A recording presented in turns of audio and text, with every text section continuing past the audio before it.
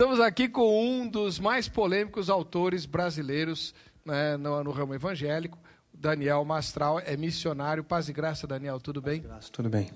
O irmão pertence a que denominação? A Igreja Batista Tempo de Restauração, do pastor Ubirajara Crespo. É aqui em São Paulo? É aqui em São Paulo. Qual é o endereço lá, irmão? Fica na Avenida Engenheiro Caetano Álvares. O número eu não me lembro agora, porque mudou recentemente de local. Tá, é a Engenheiro Caetano Álvares, é a do Estadão, né? É a do Estadão. Muito bem. O irmão é evangélico desde o berço? Não. Me converti com 25 anos de idade. Aí foi uma experiência que é narrada no livro Filho do Fogo. Muito bem. Antes de ser de Jesus, o irmão praticava que tipo de crença? Eu me envolvi com engano, me envolvi com satanismo. Comecei já aos 17 anos de idade a ser aliciado pela alta magia, pelo satanismo. Acabei ingressando oficialmente aos 18 anos e fiquei até os 25 anos ali servindo ao diabo. Que tipo de denominação a gente podia usar? O irmão era um bruxo, um mago? Se é que tem diferença? Eu diria um satanista. Hoje eles se intitulam com um termo, eles usam uma terminologia própria. Hoje eles se autodenominam um grupo chamado Irmandade.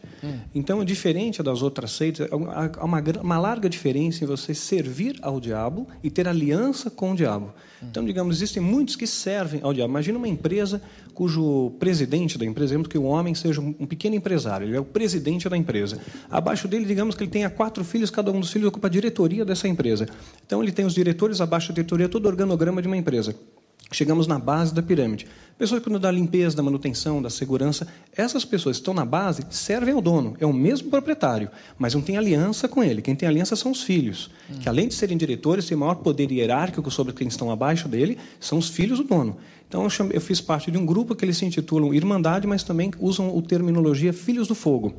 Né? É um grupo, uma organização mundial, tem braços em várias seitas, em vários segmentos da nossa sociedade mundial, e tem como objetivo principal, central, preparar o cenário global para a vinda do recebimento do anticristo. Como é que eles fazem isso? Bom, eles vão utilizar vários subterfúgios para isso, existem várias ferramentas para isso. Primeiro, eles vão ter que se preocupar com a igreja, porque a igreja tem um poder dado por Deus de oferecer resistência ao diabo. Interessante que a igreja não tem o poder de fazer com que o inferno deixe de existir. Eu já ouvi falar até que tem uma igreja aí orando e jejuando para o diabo se converter, né? Parece até piada, mas infelizmente... Não, eu ouvi um depoimento aqui no nosso programa, um convidado que disse o seguinte, que ele presenciou numa igreja aqui em São Paulo, um exorcismo, né?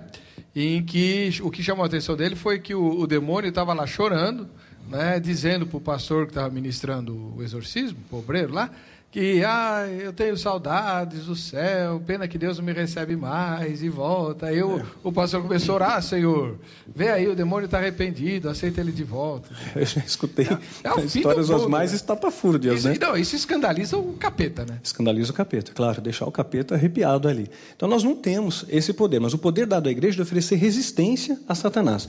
Para que a igreja possa oferecer resistência, ela precisa, a condição para a resistência é obediência aos preceitos da palavra de Deus.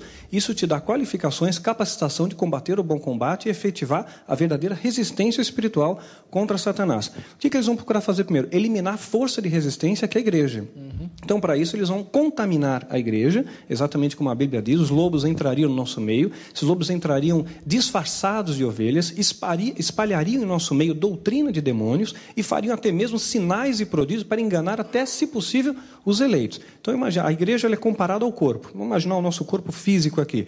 Nosso corpo ele tem um sistema imunológico, que vai ser responsável pelo sistema de defesa do corpo. Se esse sistema de defesa ele baixa, sua resistência baixa, vai entrar um vírus, uma contaminação. Então, esse tipo de contaminação está entrando no corpo de Cristo. E estão havendo erupções dessas manifestações no nosso meio. Nós estamos vendo aí o corpo de Cristo doente, muitas vezes dividido, muitas vezes ensoberbecido, entrando mentira, corrupção. O irmão pode dar, por exemplo, um exemplo concreto de algum tipo de atitude assim, estratégica desse grupo dentro da igreja? A atitude, existem dezenas de métodos, né, para neutralizar a igreja, neutralizar ministérios. Eu vou procurar sumariar e vou me ater ao mais utilizado. Existem várias estratégias para isso, até o mais utilizado. Primeiro, é claro, vai ser envenenar o corpo de Cristo com uma contaminação. Eu vou desmembrar essa contaminação para ficar mais claro. E o pior seria matar o corpo de Cristo, ou seja, matar ministérios. A noiva não vai ser abatida, mas ministérios vão ser destruídos e muitos, infelizmente, vão ser deixados para trás. Então, o que acontece? Imagina que uma caixa de som, ela está ali preservada, né? Funciona quando passa corrente elétrica sobre ela. Se você tirar essa caixa de som da eletricidade, da fonte de energia, essa caixa de som, embora tenha aparência de caixa de som, ela não faz mais a função dela, não produz mais som. A igreja, embora a igreja possa ter aparência de igreja, se essa igreja for desplugada do plugue do céu, deixa de fluir sobre ela o Espírito Santo, e aí sim aquele ministério morre. Vai entrar doutrina humana ali, como nós estamos vendo aí uma série de soluções mágicas para resolver problemas. A Bíblia diz que aquele que confessa os pecados e os deixa, alcança misericórdia. E hoje eu tenho ouvido cada vez menos essa frase, de confessar pecado e deixar, de buscar arrependimento, perdão. A gente está tornando soluções mágicas, atalhos. Mas, respondendo agora a sua pergunta de forma mais objetiva, a principal estratégia é divisão. Satanás sabe que uma igreja dividida não vai prevalecer. Casa dividida não prevalece. Então, como é que ele vai utilizar a estratégia de divisão? O satanista se infiltra na igreja, vai procurar de forma principal, vai colocar como sua ênfase de objetivo cargos de liderança, mas não uma liderança como sendo um líder da igreja, do ministério. Vai procurar lideranças menores. É mais fácil você enganar um grupo de 8, 10 pessoas que enganar 300, 400. Então, ele se infiltra numa célula, numa reunião de oração, num grupo menor. Ali ele pega a entidade, cada satanista está ligado a algumas entidades. Então, no meu caso, eu tinha um tal do Abraxas lá, que dizia que era o meu guardião, né? Quer dizer, a imagem que eles procuravam passar para mim através do engano. Então, você entra ali, a entidade te aponta quem você pode atacar com feitiço e quem não pode. Então, o feitiço ele vai encontrar, maldição encontra pouso, quando existe um ponto de contato, que é o pecado, a legalidade. O Satanás é um ser legalista, ele precisa de um elo para tocar na sua vida. Ou com a permissão de Deus, que foi o caso de Jó, né? Nesse caso, Satanás é uma ferramenta nas mãos de Deus para dar um polimento, lapidar a sua fé. Tanto é que no final do livro, Jó escreve: agora meus olhos te veem, eu conheci apenas ouvir falar. E a segunda é a legalidade, é o pecado, a brecha. É isso que nós chamamos a batalha espiritual de brecha, de legalidade. Ele entra ali, lança um feitiço, pode causar uma doença. Satanás pode causar doença, nós vemos isso tanto no Velho Testamento quanto no Novo Testamento, nós vemos evidências disso, tanto no caso de Jó, todo o estrago que ele fez com a anuência de Deus, quanto no Novo Testamento, Jesus muitas vezes expulsa doenças causadas por demônios, que também não quer dizer que toda doença seja do diabo também, senão a gente cai no outro extremo da questão, né? E pode causar uma doença. A pessoa fica doente por encantamento. Aí o próprio satanista, disfarçado ali, ele vai fazer o quê? Promover sinais e prodígios para caracterizar o engano. E vai fazer isso debaixo de um show pirotécnico. Então ele reúne as pessoas: olha, eu vou orar por você, porque hoje Deus disse que vai te curar. E ora até mesmo em línguas verdadeiras não, né? Porque quem fala em línguas é somente quem tem o poder do Espírito Santo. No entanto, no satanismo eles têm prazer na profanação. Eles adotaram o aramaico como uma linguagem universal da alta magia para lançar maldição, conjuro, feitiço, etc.